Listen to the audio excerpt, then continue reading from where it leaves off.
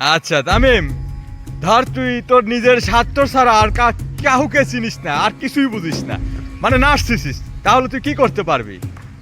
আমি নিজের স্বার্থকে বড় মনে করি, অন্যের স্বার্থকে চিনি না। সেক্ষেত্রে তুই কি করতে পারিস, মানে কতটা ভয়াবহ রূপ ধারণ করতে পারিস?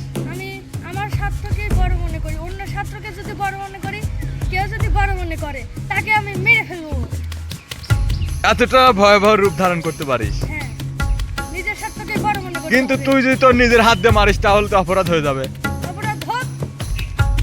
এটা তো পাগল, আমি পাগল।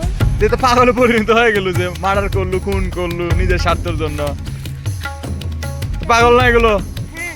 হাজরা ডুব দিছিল এখানে, আর এরপরে আর উঠতে পারে নাই, হয়তো বা লাশটাও খুঁজে পাওয়া যায় নাই, এরপরে এই পুকুরটার নাম হয় হাজরা গেল। আজকে সেখানেই এসেছি। এটা একটা আধ্যাত্মিক বিষয়, অনেকের কাছে এটা অনেক কিছু, আবার অনেকের কাছে এটা কিছুই না।